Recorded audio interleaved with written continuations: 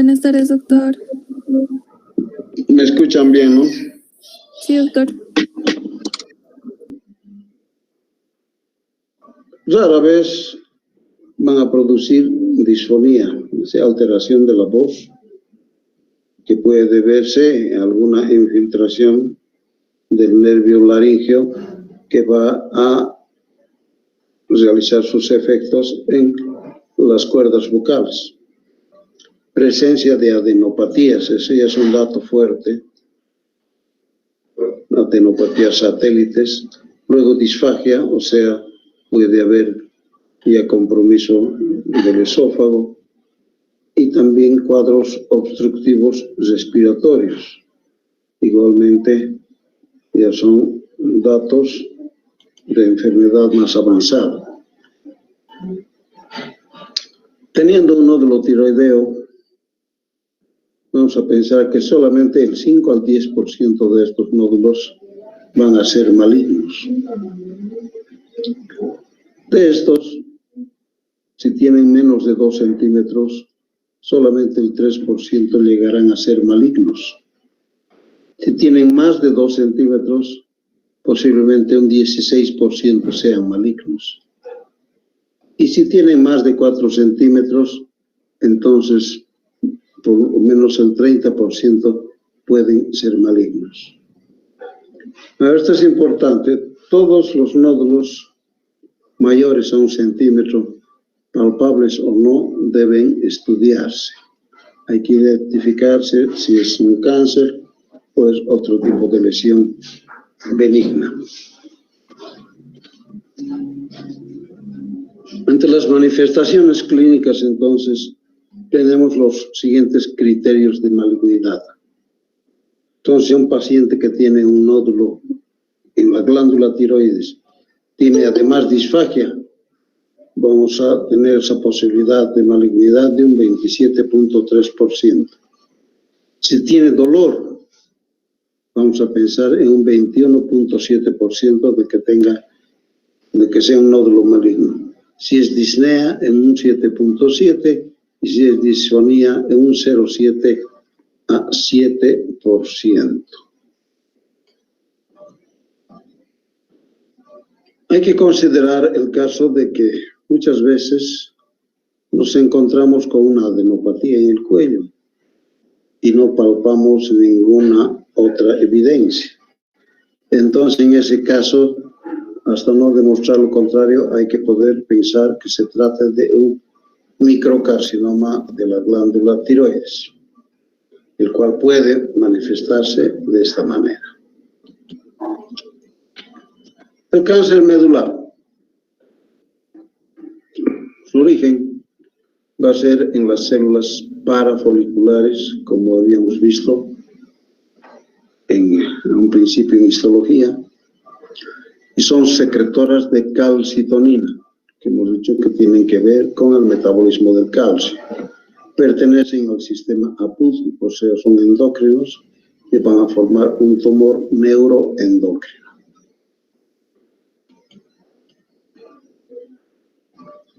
Solamente el 5 al 10% de los tumores de la tiroides son cánceres de la tiroides, ¿no es cierto? De los medulares. No hay predilección por ningún sexo como los otros bien diferenciados. Generalmente son lesiones bilaterales. Habíamos dicho que las otras, las bien diferenciadas, generalmente son en un solo lado, pero que son multicéntricos, ¿no? En varios lugares del mismo lóbulo, ¿no? Habíamos dicho por eso que el tratamiento tiene que pensarse en esto para escoger qué cirugía se va a realizar. Entonces, en este medular, habitualmente, generalmente, las lesiones son bilaterales.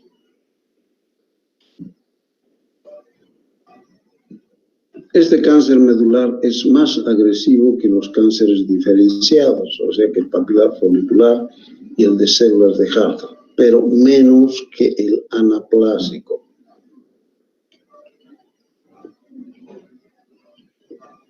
La diseminación es por dos lados, ¿no? Uno por vía linfática y también por vía hemática.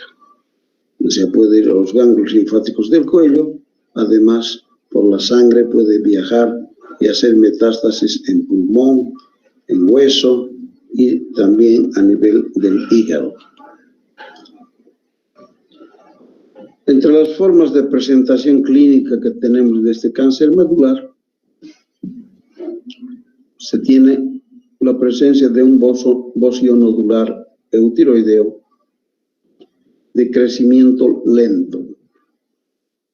Generalmente es asintomático. Tiene una alta frecuencia de metástasis cervicales y también de disfonía. Produce diarrea acuosa en un 30% y un rash cutáneo hasta en un 10%. Al igual que el síndrome de Cushing, pero ACTH, ectópica, esto es más raro, ¿no? Estamos en un tumor neuroendocrino. La clasificación de este carcinoma medular. En el tipo esporádico, que es el más frecuente, en el 80% de los que presentan esta enfermedad, acontece en la cuarta década de la vida. Y el otro, el tipo familiar, solamente un 20%. Son más frecuentes en la segunda y tercera décadas de la vida. Están asociados, de tipo familiar, a los síndromes de neoplasia endócrina y pueden formar el grupo 2A y el 2B. En el 2A, el cáncer medular puede estar asociado a un feocromocitoma y además a un adenoma paratiroideo. ¿Ya? Ese es el 2A. Y en el 2B, síndrome de neoplasia endocrina de tipo 2B, este cáncer medular se va a asociar también a un feocromocitoma, a neuromas cutáneos múltiples. ¿Ya? Están presentando nódulos en varios lugares de los miembros, ¿no? Eso es común. Y también presentan el hábito marfanoide. ¿Qué quiere decir este de hábito marfanoide? Ya recuerdan el síndrome de Marfan, que es una alteración. Se ve unos individuos bastante altos y muy delgados, que tienen alteraciones óseas, que son estas. Luego tienen alteraciones también visuales, cardíacas y de vasos sanguíneos, ¿no? Son personas bastante altas y muy delgadas.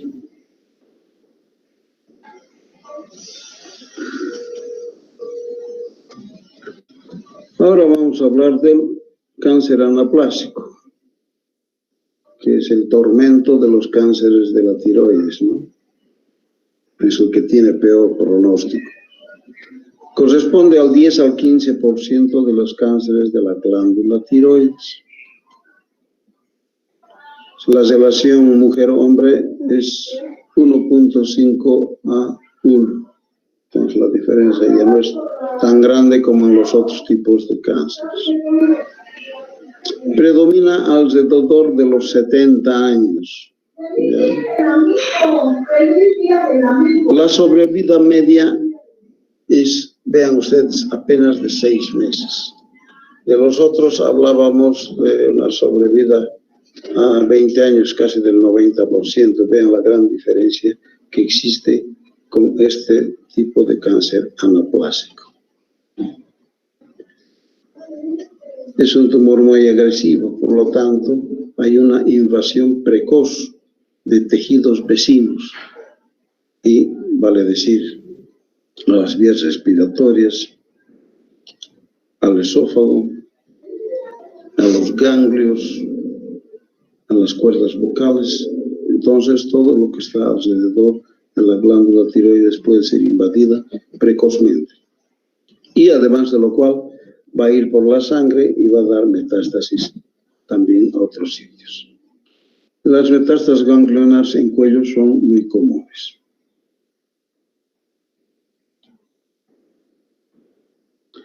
La diseminación hemática, como decíamos, puede ir al pulmón, al hueso y al cerebro.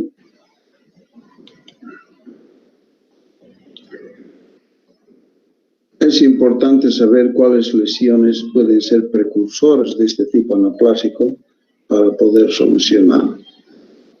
Y es importante eso, habíamos hablado del bocio multinodular, que su tratamiento cuando no se encuentra malignidad, pero siempre o solamente es bocio multinodular, es mejor realizar la tiroidectomía total, justamente para evitar llegar a este cáncer anaplásico, que es 30% de posibilidad. Y luego también, vean ustedes, el carcinoma diferenciado, entre el 23 a 90%. Se debe tener mucho cuidado. Este carcinoma diferenciado, a pesar de tener un excelente pronóstico, se debe realizar un tratamiento adecuado, ¿no es cierto? Porque si no hacemos esto, vamos a tener tal vez muchas recurrencias, una tras otra, varias veces, y que pueden terminar convirtiéndose en un carcinoma anaplásico.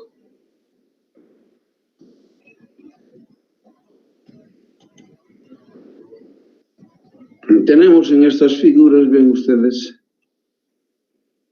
es un paciente donde se ha hecho la punción aspiración con aguja fina, ¿ya? Y luego la extensión, y esto es la citología.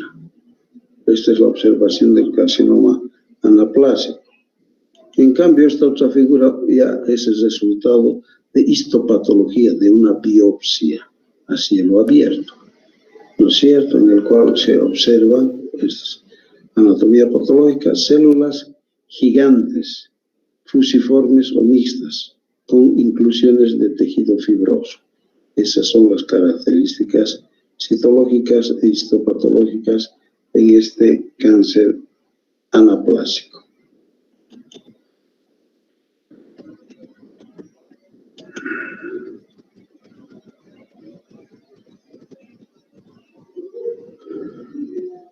Vean ustedes este tipo de pacientes en sus manifestaciones clínicas. Generalmente es un bocio de rápido crecimiento, duro, pétreo, pero con síntomas ya compresivos, como ser la tos, disnea, disfonía, disfagia y dolor. Son datos importantes en una persona ya mayor. Y es importante el deterioro del estado general. ¿Ya? Cuando tenemos esos datos, entonces, y este paciente es uno de 70 años con síntomas de obstrucción de la vía aérea y tiene una masa de solamente 2 meses de evolución, que ha ido creciendo rápidamente, que ya es fija, es dura y que comienza a erosionar la piel. Entonces, como dijimos, se puede adherir tanto a planos profundos como a invadir la piel. Por eso es importante desde la historia clínica y el examen físico. En relación a los linfomas, corresponden entre el 2 al 4% de los cánceres de la glándula tiroides. Van a presentar un leve predominio en el sexo femenino y en mayores de 55 años. Se asocia con frecuencia a la tiroiditis de Hashimoto. Se caracteriza por infiltrar también estructuras vecinas. Va a haber diseminación hemática y linfática a ganglios cervicales. Las más de las veces puede formar parte de linfoma no Hodgkin del tipo B o del tipo MALT, ¿no? Entonces, a veces forman parte de una enfermedad sistémica que ya ustedes han debido ver en otras materias también, que tienen un tratamiento especial.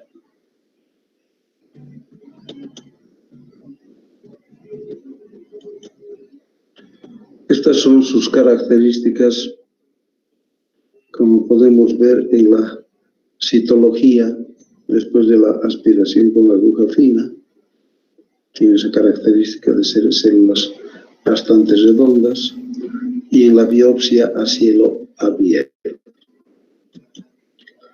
Entonces, vean ustedes, en esta anatomía patológica vamos a identificar linfocitos de núcleos grandes y citoplasma escaso, ¿no es cierto?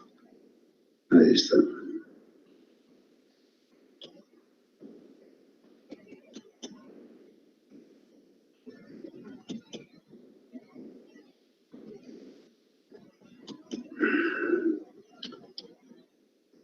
Esta paciente es una de 81 años con un agrandamiento de la glándula tiroides en forma reciente, pero como antecedente había tenido un bocio desde los 40 años y había recibido tratamiento hormonal para inhibir el crecimiento glandular. O sea, ha hecho un tratamiento de supresión de la TSH para evitar que crezca más y seguramente disminuyó. Pero hace 4 meses dice que desarrolló un agrandamiento progresivo indoloro y presentando disfagia. Dato importante, crecimiento rápido, edad avanzada, entonces agrandamiento rápido y difuso de toda la glándula. Adenopatía cervical en el 50% de los casos, síntomas compresivos, disfonía e hipotiroidismo en el 30% de los casos y síndrome de la vena cava superior. ¿En qué consiste el síndrome de la vena cava superior? A veces estas lesiones que son muy extensas, grandes, pueden ir a comprimir los vasos, las venas que están descendiendo de la cabeza. En este caso pueden comprimir las venas yugulares, después la vena cava superior que se va a ir a formar. Y de esta manera vamos a ver un individuo con la cara edematizada, a veces cianótica, azul, y que no puede respirar. Entonces, esa es una emergencia oncológica donde ese paciente debe recibir a veces radiación externa en grandes dosis para descomprimir y evitar que fallezca.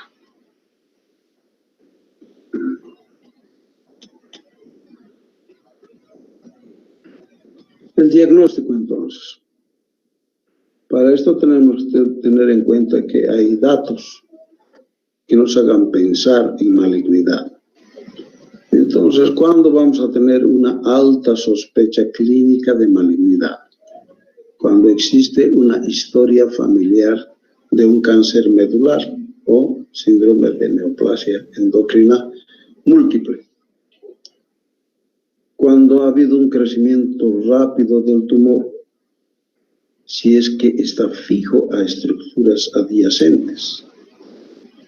Más aún si está asociado a adenopatías en el cuello y se presenta parálisis de la cuerda, que quiere decir infiltración del nervio laríngeo recurrente, ¿verdad? En otros casos podemos pensar en una moderada sospecha clínica de malignidad. ¿En qué casos? En pacientes menores de 20 años o en mayores de 70 años, en los cuales hasta un 50% van a ser malignos. En el sexo masculino, el tamaño cuando es de más de 4 centímetros, cuando está asociado a sintomatología. Y si es que hay historia de exposición a radiaciones, eso nos repetió varias veces, ¿verdad?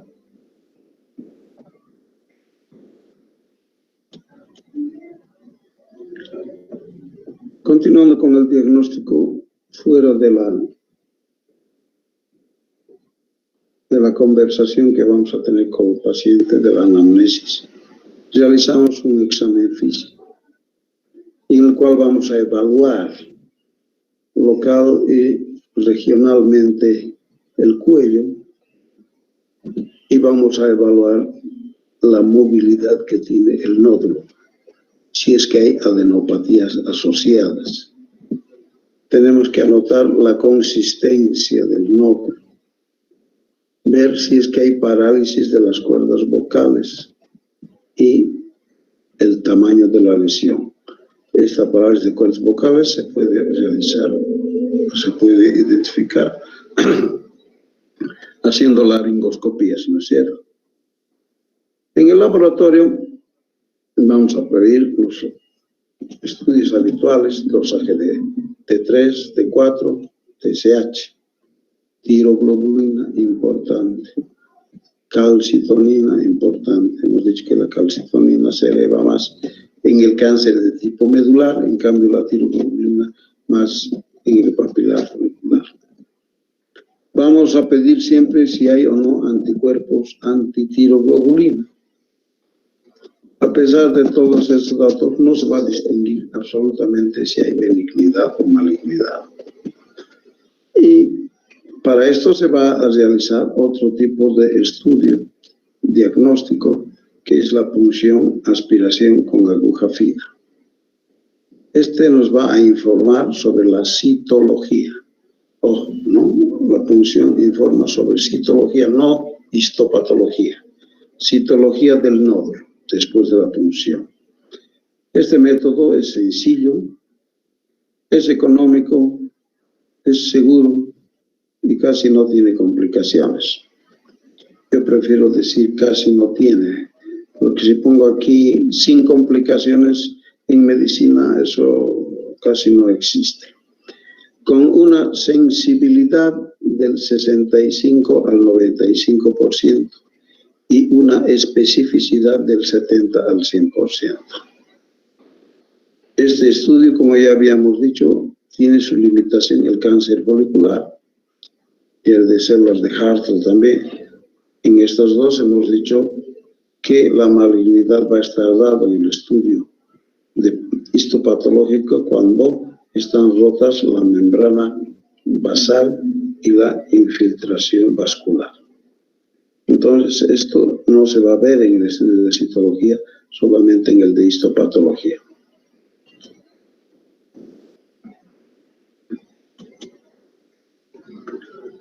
Entonces, cuando hacemos la punción de aspiración con aguja fina, pueden haber complicaciones. Por ejemplo, muy raro, pero se ha visto, siembra tumoral en el trayecto de la aguja, o sea, cuando ha salido la aguja, ¿no? Porque hemos dicho que hacemos una aspiración de tipo vacío, pero solamente cuando la aguja está en el nódulo de la glándula tiroides. Una vez que la aguja ha salido de ese nódulito, el resto de la glándula está llena de sangre, entonces hay que evitar seguir aspirando. Solamente en la parte del nódulo se aspira. Otra complicación es el hematoma. Este es, ya sabemos, una glándula, un órgano de mayor irrigación que tiene el organismo, por lo cual es frecuente un hematoma si no hacemos una compresión adecuada después de la punción. Otras veces, cuando el operador no tiene mucha experiencia, de repente se pasa del nódulo y se entra a la tráquea, ¿no es cierto? Entonces, punción traqueal. Y el paciente empieza a toser en ese momento. También puede haber, obviamente, infección. Contraindicaciones, diatesis hemorrágica. De preferencia, siempre para hacer una punción debemos pedir estudio de tiempo de protrombina, donde nos va a mostrar si está realizando coagulación en forma adecuada o de repente por ahí el paciente además tiene un problema hepático y no está coagulando bien la sangre. Entonces debe pedir siempre un tiempo de protrombina para estar más seguros de que no vamos a tener este contratiempo. Eso en relación a la función aspiración con ecografía. Seguimos, entre otros medios de diagnóstico, tenemos la ecografía. Esto ya hemos visto en la anterior clase ayer. Nos va a definir la morfología de los nódulos. Nos va a indicar si el nódulo es único o si son múltiples y el tamaño, ¿no? Si son mayores de 2 milímetros. Va a distinguir entre áreas sólidas y quísticas. Es útil para guiar la punción, aspiración con aguja fina. Esto también lo hemos hablado ayer. Y va a aumentar su sensibilidad aún más del 98%. Pero ojo, no va a determinar ni malignidad ni benignidad. Junto con el dosaje de calcitonina, va a ser útil para el screening de cáncer medular en grupos de riesgo. Un dato muy importante. Su desventaja es, como habíamos mencionado, es operador dependiente, ¿no? Y eso lo ve uno en la práctica. Cuando tenemos un paciente de repente con un nódulo de tiroides y sospechamos algo de malignidad y mandamos a un estudio de ecografía y por ahí no estamos muy seguros o convencidos de lo que dice y el paciente va a otro gabinete de ecografía y nos vienen a veces con datos un tanto diferentes. Por eso es que esa es su desventaja, ¿no? No todos los radiólogos ecografistas que hacen este estudio tienen la misma experiencia.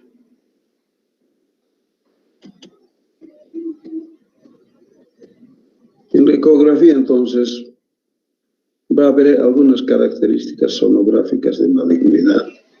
Cuando estudiamos el nódulo, también el ganglio. En el nódulo hay una sensibilidad del 18.2% y una especificidad del 88%. Y ahí vamos a identificar qué cosas. Si el nódulo es sólido, entonces es una característica de malignidad. Si es hipoecogénico, otra característica. Si tiene microcalcificaciones, es un dato importante, que lo vemos bastante asociado a tumores malignos de la glándula tiroides. Y además de la hipervascularidad. No nos olvidemos que el ecografista también hace su identificación con Doppler, ¿no? Para ver el grado de vascularidad y que ayuda bastante.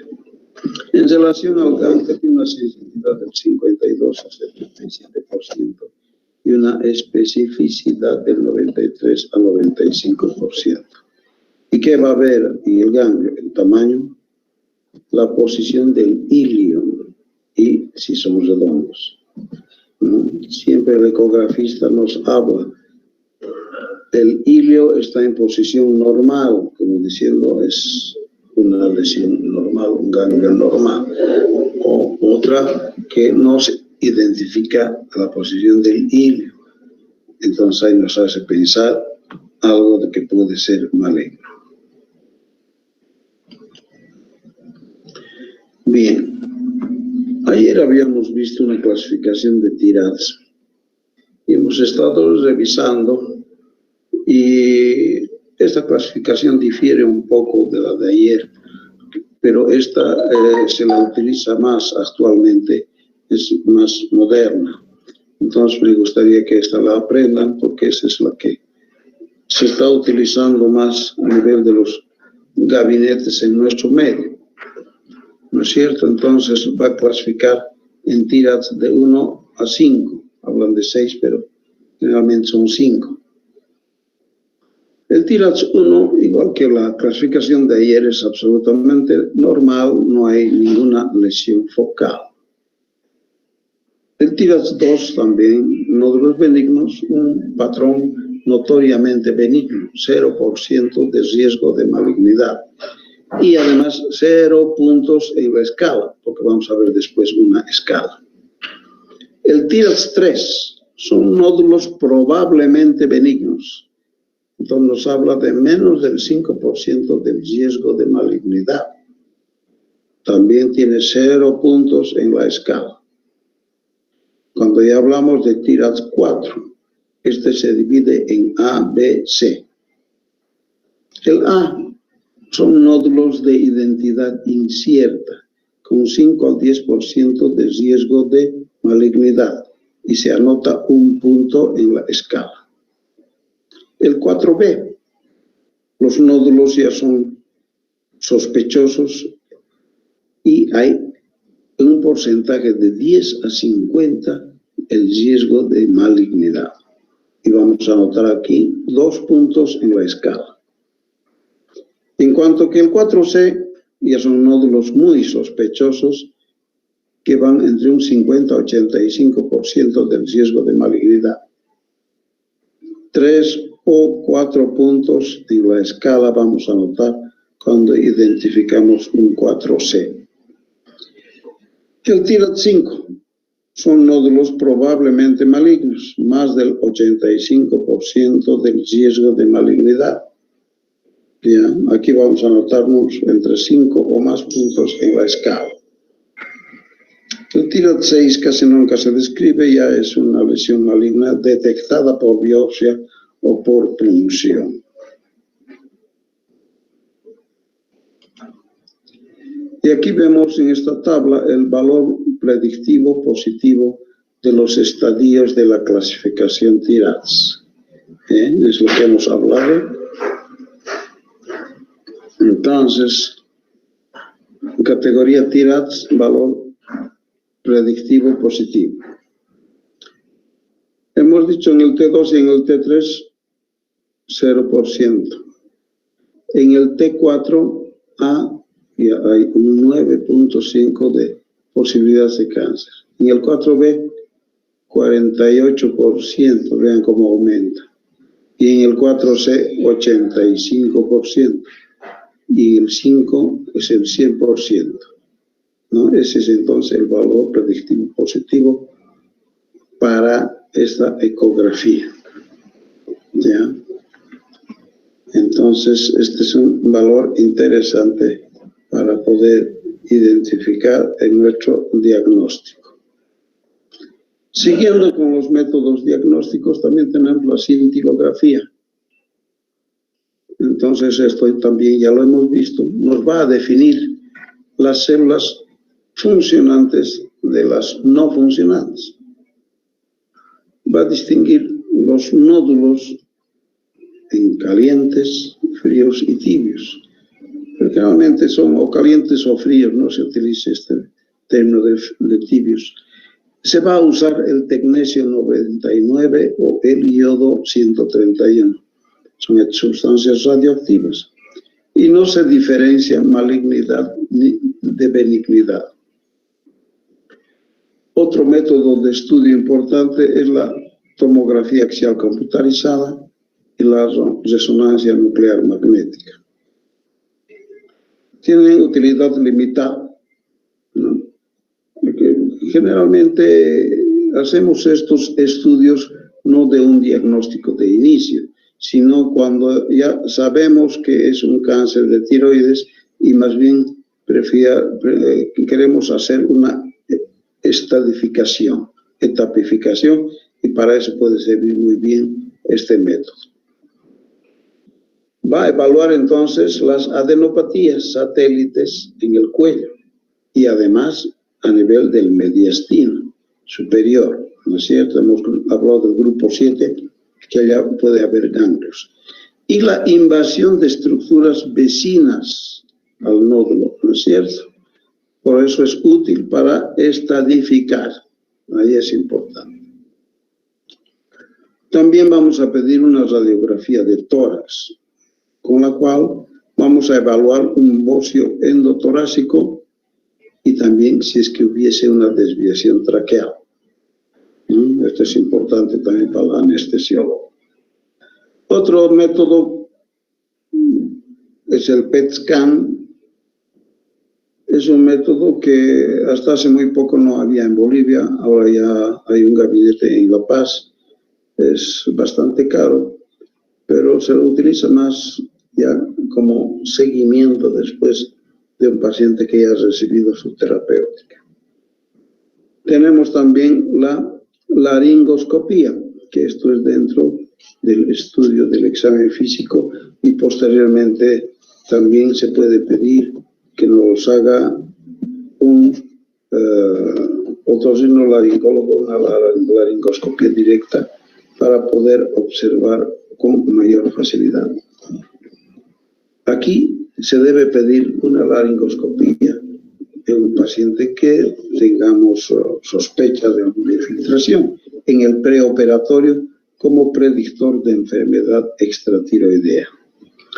Y luego también se puede pedir en el postoperatorio, si es que tenemos sospecha de lesión del nervio laríngeo, para evaluar la parálisis de las cuerdas vocales.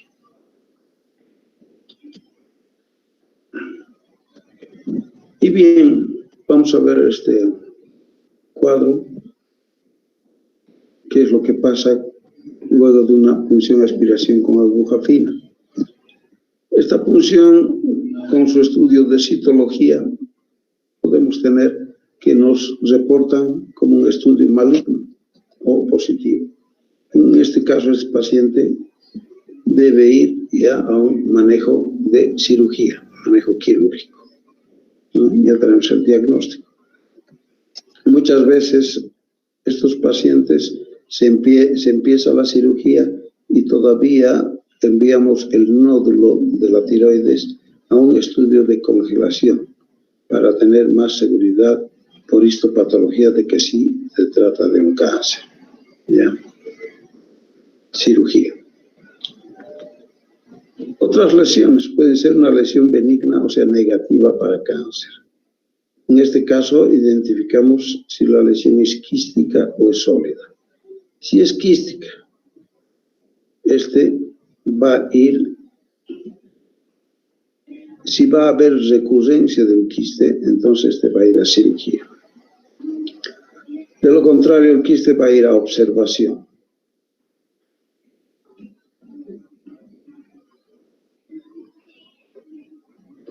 Si la lesión es sólida, vamos a hacer, pero es negativo, ¿no? Es benigna y la lesión es sólida.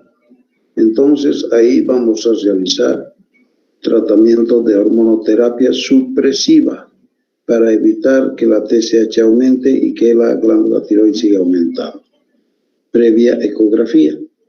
Después se hace un seguimiento con ecografía más punción aspiración con aguja fina. Si hay respuesta total, va a observación. Si hay respuesta parcial, continúa tratamiento. Y si no responde, hay que ir a cirugía. Si la lesión es sospechosa o indeterminada, hacemos cintilografía.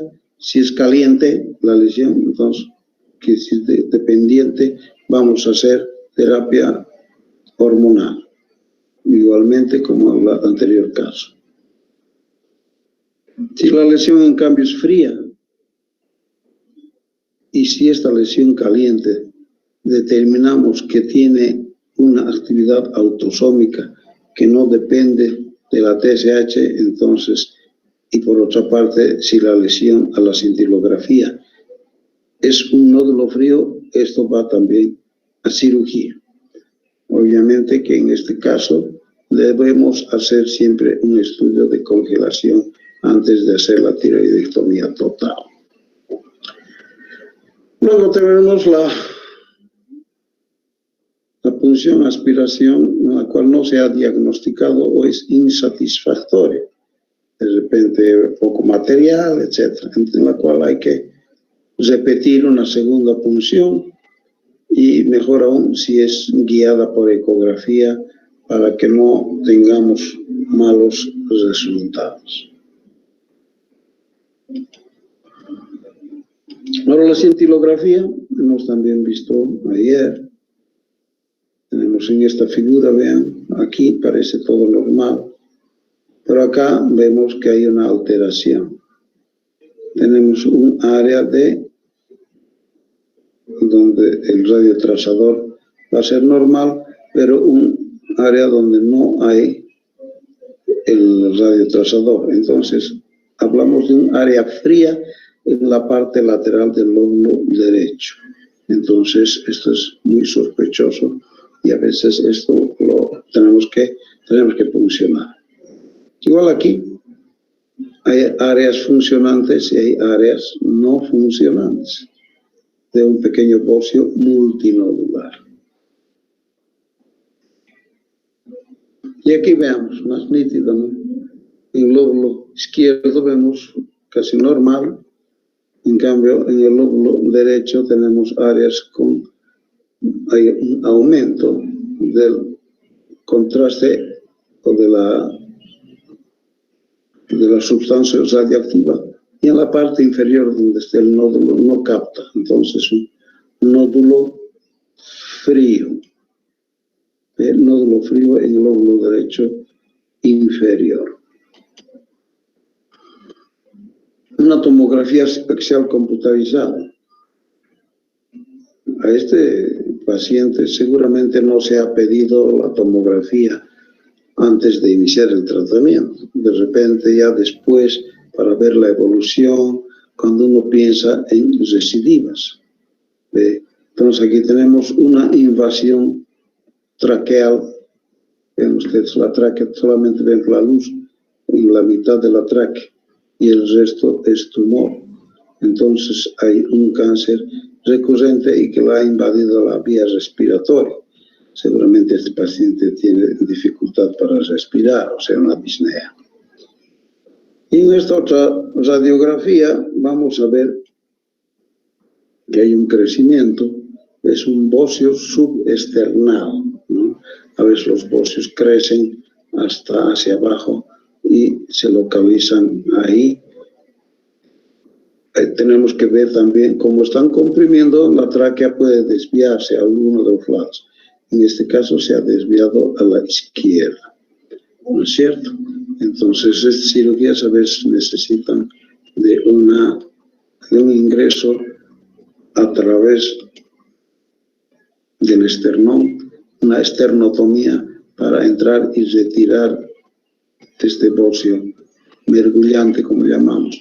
Porque el problema mayor es que a estos niveles están los grandes vasos y podemos ocasionar, si queremos operar por el cuello, podemos ocasionar hemorragias importantes y si estamos con el tórax sin abrir, podemos perder al paciente.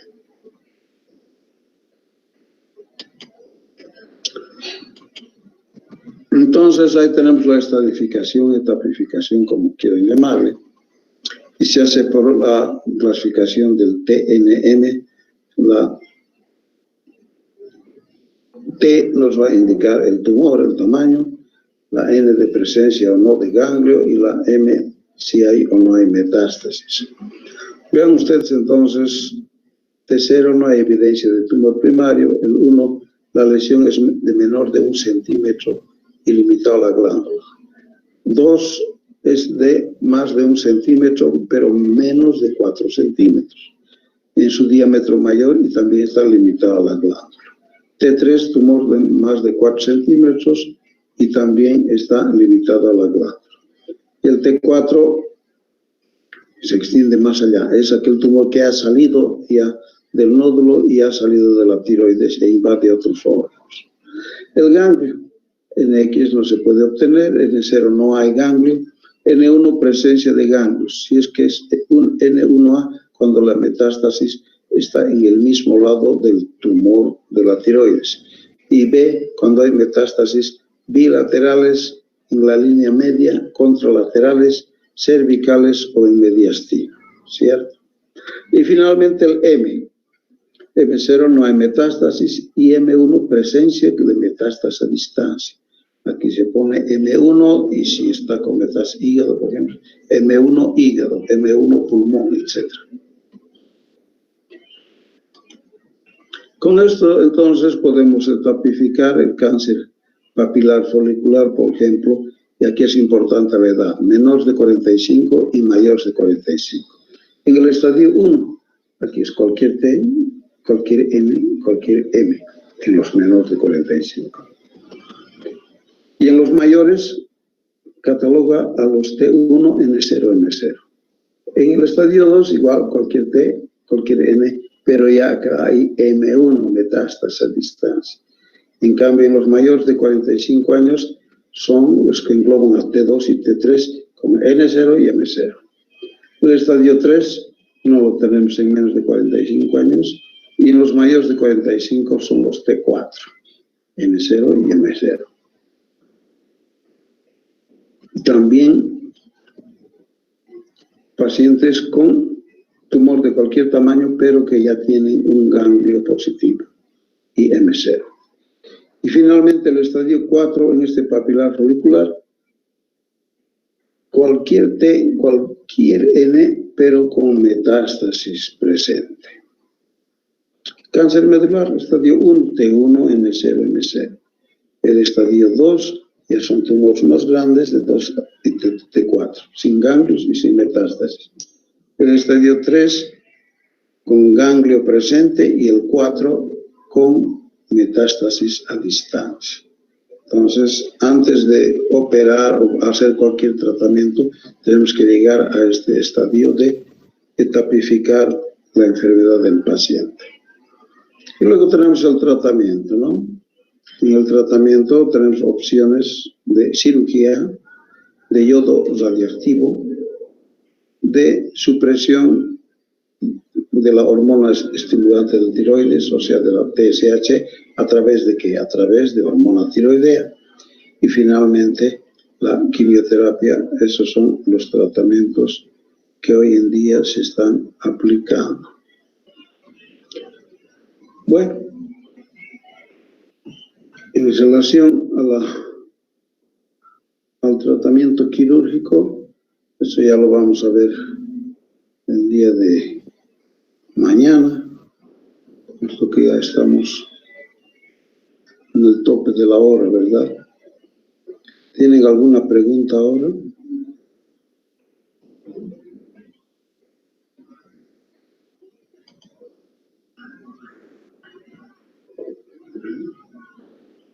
¿Todo está claro?